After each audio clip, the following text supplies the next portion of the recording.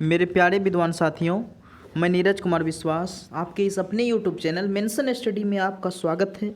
तो आज हम बात करने वाले हैं इंटर बोर्ड परीक्षा 2023 के कुछ महत्वपूर्ण प्रश्न।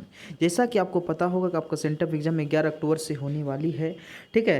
तो यहाँ पर भी आपका तैयारी हो जाएगा, प्लस बोर्ड एग्जाम की बेहतरीन तैयारी तो होगा ही, ठीक है। तो चलिए समय नहीं गंवाते हुए हम लोग क्वेश्चन पर बात करते हैं। तो आपका पहला क्वेश्चन यहाँ देख पा रहे हैं आप लोग। पहला क्वेश्चन है आपके सामने स्क्रीन पर कि बालकृष्ण भट्ट की रचना बातचीत क्या है। तो बालकृष्ण भट्ट की रचना बातचीत क्या है? ललित निबंध है। ललित का मतलब यहाँ एक बार प्रश्न पूछा गया है कि ललित का अर्थ क्या होता है। तो ललित का अर्थ यहाँ पर कोमल होता है, याद रखिएगा। कोमल बोलिए, सुंदर बोलिए, ठीक है। और इसकी रचना बालकृष्ण भट्ट के पिता का नाम बेनी प्रसाद भट्ट है। बालकृष्ण भट्ट की अगर हम जन्म की बात करते हैं तो इसका जन्म हुआ था 23 जून 1844 ईस्वी को इनका जन्म हुआ था।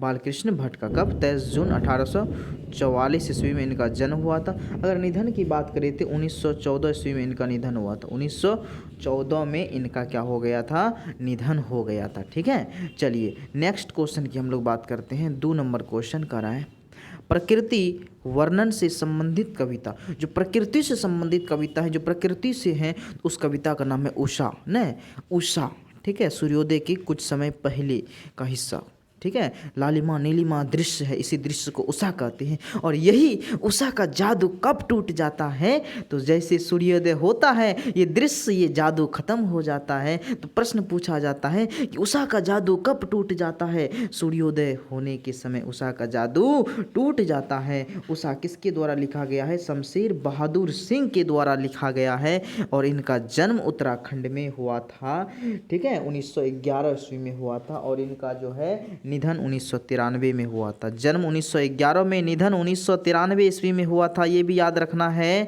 और उषा शमशेर बहादुर सिंह के द्वारा लिखा गया है। किसके द्वारा? शमशेर बहादुर सिंह के द्वारा। देखिए बहुत आदमी कहता है सर आप क्वेश्चन करवाइए बाबू, क्वेश्चन करवाएंगे, क्या वो क्वेश्चन होगा?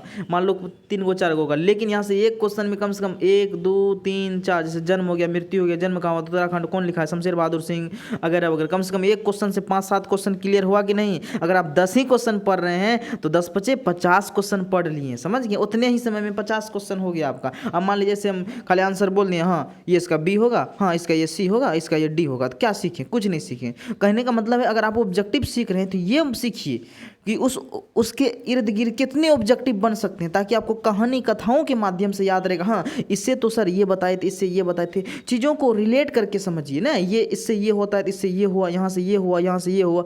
जब चीज़ों को रिलेट करने सीख जाइएगा ना, तो वो चीज़ दिमाग में रहता है कड़ी बाय कड़ी ना, एकदम चैन की तरह। इससे ये तो इससे ये, इससे ये तो इससे ये, इस तरह से पढ़ना चाहिए, ठीक है।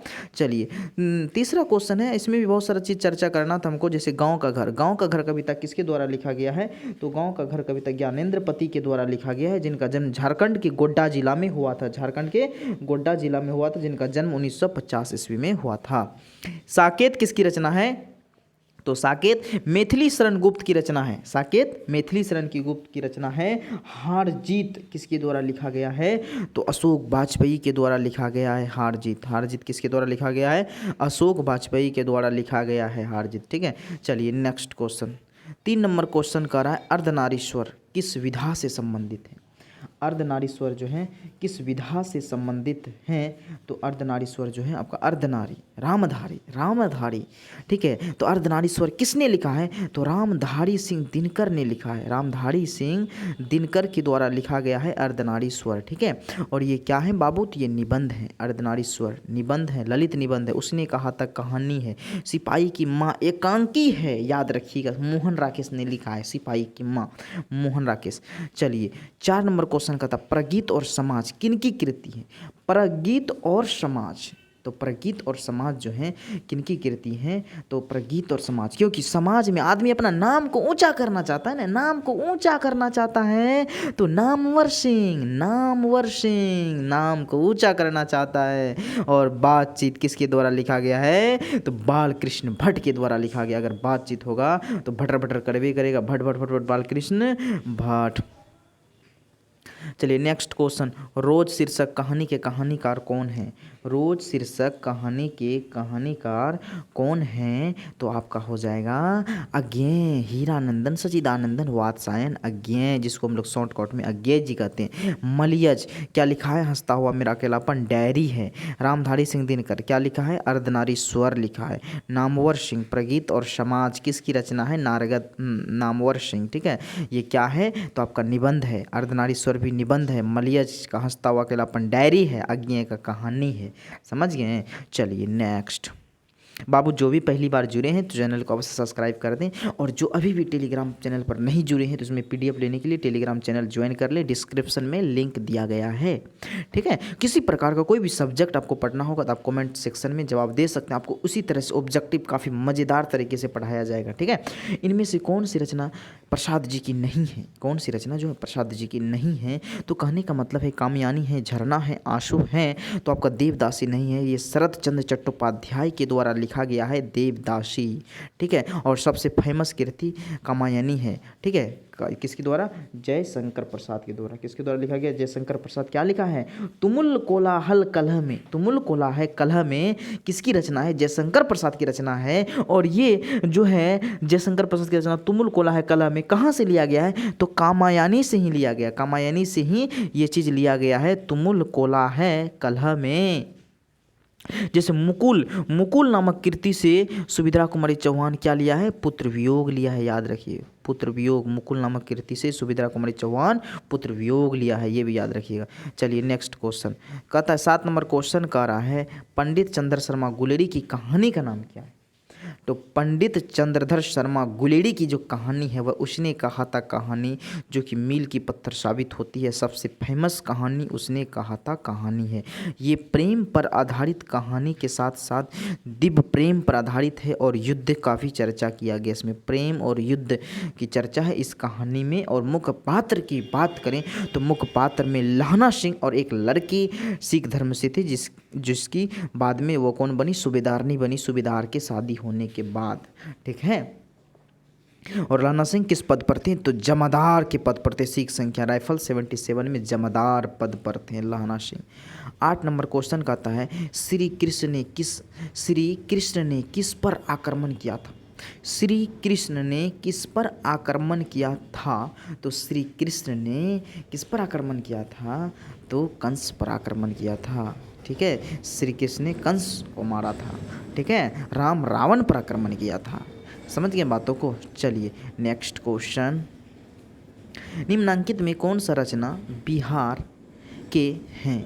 बिहार के हैं तो यहाँ पर आपको पता होगा, ये जो बिहार की रचना है रामधारी सिंह दिनकर है। रामधारी सिंह दिनकर जो हैं वो बिहार के हैं, जो कि सिमरिया गांव में, सिमरिया किस ज़िले में है? तो बेगूसराय ज़िले में है, जो कि आप लोग जानते होंगे बेगूसराय ज़िले में। और ये दिनकर कितनी अपने कीर्ति के लिए इतना फेमस हुए, इसको संस्कृत के 4 अध्याय पर जो है क्या मिला था? साहित्य अकादमी पुरस्कार भी दिया गया है दिनकर को। और उर्वशी नामक इनकी कीर्ति पर इसको क्या दिया गया है? ज्ञानपीठ का पुरस्कार से सम्मानित किया है। यहाँ तक कि इसे राष्ट्रीय कवि के रूप में भी हम लोग जानते हैं। रामधारी सिंह दिनकर राष्ट्रीय कवि, रामधारी सिंह दिनकर, जिनका जन्म हुआ था 23 सितंबर 1908 ईस्वी को इनका जन्म हुआ था, 1908 ईस्वी को। और निधन कब हुआ था? 1974 ईस्वी को इनका निधन हुआ था, 1974 को, ठीक है। 10 नंबर क्वेश्चन, तुलसीदास अपना पेट कैसे भरते थे? तुलसीदास अपना पेट कैसे भरते थे?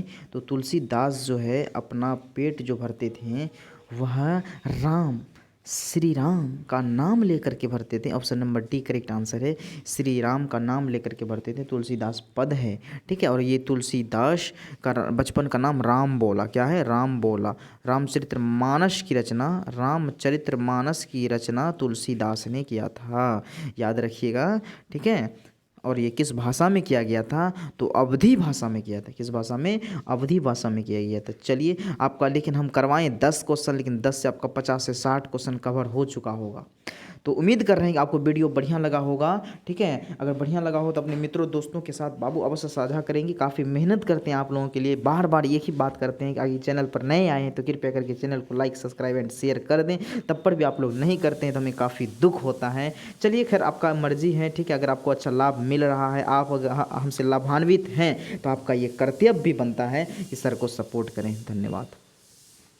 और टेलीग्राम ग्रुप ज्वाइन कर लें, डिस्क्रिप्शन में टेलीग्राम ग्रुप का लिंक दिया गया है। व्हाट्सएप ग्रुप में जुड़ने के लिए आप वहाँ पर व्हाट्सएप नंबर दिया गया है, अपना नाम और ज़िला का नाम लिख करके मैसेज कर देंगे। धन्यवाद।